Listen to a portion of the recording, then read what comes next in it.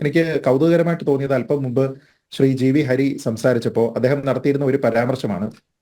അദ്ദേഹം പറഞ്ഞത് ഇങ്ങനെ വലിയ കംഫർട്ടായിട്ട് ഭരിച്ചുകൊണ്ടിരുന്ന നരേന്ദ്രമോദി, 2 ടൈമായിട്ട് അങ്ങനെ ഭരിച്ചുകൊണ്ടിരുന്ന നരേന്ദ്രമോദി സഖ്യകക്ഷികളുടെ കത്തിനായിട്ട് കാത്തു നിൽക്കുന്ന ഒരു സാഹചര്യം ഉണ്ടായി എന്നുള്ളതാണ്. അതെന്തോ ഒരു സ്റ്റാറ്റസ് കുറവ് പോലെ ആണ് അദ്ദേഹം പറയുന്നത്. അതാണ് അദ്ദേഹം പറയുന്നതിലെ ധ്വനി.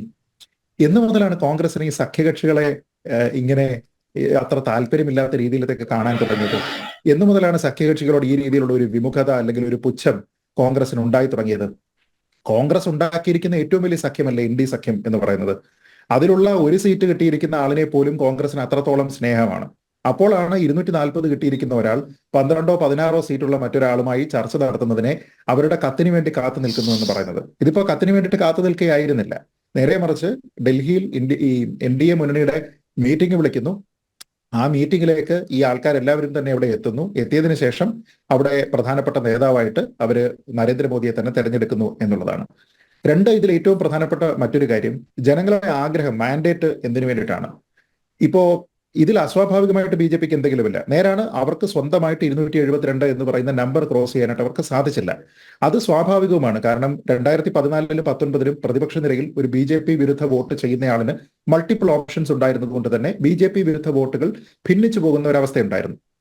അപ്പൊ അതുകൊണ്ട് എന്താ സംഭവിക്കുക? ഇപ്പൊ ഉത്തർപ്രദേശിലെ കേസ് എടുത്തു കഴിഞ്ഞാൽ BJPക്ക് അല്ല എന്റെ വോട്ട് എങ്കിൽ ആ വോട്ട് കൊടുക്കുന്നത് ജയസാധ്യതയുള്ള ആർക്ക് ഞാൻ കൊടുക്കണം? BSPക്ക് കൊടുക്കണോ, SPക്ക് കൊടുക്കണോ, കോൺഗ്രസിന് കൊടുക്കണോ എന്നുള്ള കൺഫ്യൂഷൻ ഉണ്ട്. ഇത്തവണ ആ കൺഫ്യൂഷൻ ഇല്ല. അപ്പൊ അവിടെ വളരെ ശക്തമായിട്ടുള്ള ഒരു പ്രതിപക്ഷ സഖ്യമുണ്ട്. 2 പാർട്ടികൾ മത്സരിക്കുന്നത് പോലെയുള്ള ഒരു സാഹചര്യം അവരിവിടെ ഉണ്ടാക്കി. അപ്പൊ BJP വിരുദ്ധ വോട്ട് കൺസോളിഡേറ്റ് ചെയ്യാനായിട്ട് ഒരാളുണ്ട്. അങ്ങനെ രാജ്യത്തുള്ള ഏതാണ്ട് എല്ലാ പ്രതിപക്ഷ കക്ഷികളെയും ചേർത്തുകൊണ്ട് ഒരു മുന്നണി തെരഞ്ഞെടുപ്പിനെ നേരിടുമ്പോൾ ഈ കിട്ടിയിരിക്കുന്ന 235 എന്നൊക്കെ പറയുന്ന നമ്പർ എന്ന് പറയുന്നത് അവരുടെ പരമാവധിയാണ്, നിലവിലുള്ളതിന്റെ പരമാവധിയാണ്. ആ പരമാവധിയും ഒരു സർക്കാർ രൂപീകരിക്കാനുള്ള ഒരു മാൻഡേറ്റ് ആയിട്ട് വരുന്നില്ല. നേരെ മറിച്ച് BJPയെ സംബന്ധിച്ചിടത്തോളം അത്രയും ശക്തമായിട്ടുള്ള പ്രതിപക്ഷം ഉണ്ടാകുമ്പോൾ സ്വാഭാവികമായിട്ടും അവരുടെ സീറ്റ് കുറയുന്നു. പക്ഷെ എങ്കിൽ പോലും അവര് സർക്കാർ ഉണ്ടാക്കാൻ പോകുന്നത് ഒരു പ്രീപോൾ അലയൻസ് വെച്ചിട്ടാണ്.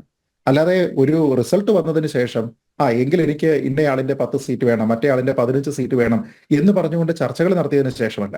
നേരെ മറിച്ച് പ്രീപോൾ അലയൻസ് അവിടെ ഉണ്ട്. നമുക്കറിയാമല്ലോ, രാഷ്ട്രപതി തന്നെ വിളിക്കുന്നത് 1 ഏറ്റവും വലിയ ഒറ്റക്കക്ഷി, 2 ഏറ്റവും വലിയ പ്രീപോൾ അലയൻസ്. അതിനുശേഷമേ പോസ്റ്റ്പോൾ അലയൻസിനുള്ള സാധ്യതകൾ പോലും രാഷ്ട്രപതി ഒരു സർക്കാർ രൂപീകരണത്തിന് വേണ്ടിയിട്ട് ആരായുകയുള്ളൂ. അപ്പൊ അങ്ങനെ നോക്കിക്കഴിഞ്ഞാൽ BJPക്ക് അതിൽ എന്തെങ്കിലും രീതിയിലുള്ള ബുദ്ധിമുട്ടുണ്ടോ? ഓഫ് കോഴ്സ് അവർക്ക് ഉത്തർപ്രദേശിനെ സംബന്ധിച്ചിടത്തോളം വളരെ വലിയ രീതിയിലുള്ള നഷ്ടം അവിടെ ഉണ്ടായിട്ടുണ്ട്. അപ്പൊ ഈ പ്രീപോൾ അലയൻസ് ഒക്കെ, അല്ലെങ്കിൽ ക്ഷമിക്കണം, ഈ എക്സിറ്റ് പോളുകളൊക്കെ പറഞ്ഞിരുന്ന രീതിയിലത്തേക്ക്, അല്ലെങ്കിൽ നമ്മുടെ നാട്ടിലുള്ള പല ആൾക്കാരും രഹസ്യമായും പരസ്യമായും സംബന്ധിച്ചതുപോലെ 65-70 സീറ്റുകളിലേക്ക് BJP വരുമായിരുന്നുവെങ്കിൽ ഈ സിംഗിൾ മെജോറിറ്റി എന്ന് പറയുന്നതിലേക്ക് അവർക്ക് എത്താനായിട്ട് സാധിക്കുമായിരുന്നു. അപ്പൊ BJP ഇവിടെ എന്തെങ്കിലും രീതിയിലുള്ള ഒരു ആത്മപരിശോധന കാര്യമായ രീതിയിൽ നടത്തണമെങ്കിൽ അത് ഉത്തർപ്രദേശിൽ എന്ത് സംഭവിച്ചു എന്നതിനെ പറ്റിയാണ്. പക്ഷേ ദേശീയമായി നമ്മൾ ചിന്തിക്കുമ്പോൾ, നാഷണൽ ലെവലിൽ ചിന്തിക്കുന്ന സമയത്ത് ദേശീയ ജനാധിപത്യ സഖ്യം എന്ന് പറയുന്ന അവരുടെ പ്രീപോൾ അലയൻസിന് എന്തെങ്കിലും രീതിയിലുള്ള ബുദ്ധിമുട്ടുണ്ട് എന്ന് ഞാൻ കരുതുന്നില്ല. അതൊരു സുസ്ഥിര ഭരണത്തിന് വേണ്ടിയിട്ടുള്ള എല്ലാ സെറ്റപ്പും ഉണ്ട്. തന്നെയുമല്ല, ഒരു കാര്യം കൂടി അഡീഷണൽ ആയിട്ട് പറഞ്ഞു നിർത്തിയാൽ,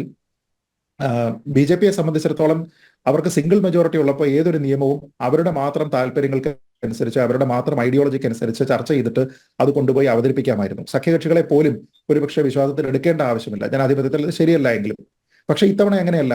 ഇവരോടൊപ്പം തന്നെ ഇഫക്റ്റീവ്ലി പ്രതിപക്ഷം പോലെ പ്രവർത്തിക്കുന്ന ആൾക്കാരാണ് നിതീഷ് കുമാർ ആണെങ്കിലും അല്ലെങ്കിൽ ചന്ദ്രബാബു നായിഡു ആണെങ്കിലും ഒക്കെ എന്ന് നമുക്കറിയാം. അപ്പൊ എന്തായാലും അവരെ കൂടി കൺവിൻസ് ചെയ്യിപ്പിച്ചിട്ട് കൊണ്ടുപോകുമ്പോൾ അപ്പുറത്തെ പ്രതിപക്ഷ ബെഞ്ചിൽ നിന്നുണ്ടാകുന്ന പല ചോദ്യങ്ങളും ഒരുപക്ഷെ നേരത്തെ തന്നെ ക്ലോസ്ഡ് ഡോറിനുള്ള മീറ്റിങ്ങുകളിൽ ചർച്ച ചെയ്യപ്പെട്ട് അത് പരിഹരിച്ചതിന് ശേഷം കുറച്ചുകൂടി നല്ല രീതിയിലുള്ള ബില്ലുകൾ അവതരിപ്പിക്കാനായിട്ട് ഒരുപക്ഷെ BJPക്ക് സാധിക്കുകയും ചെയ്താൽ അവരുടെ ജനകീയ അടിത്തറ എന്ന് പറയുന്നത് വർദ്ധിക്കാനുള്ള സാധ്യതയുണ്ട് എന്നും കൂടി മനസ്സിലാക്കുക.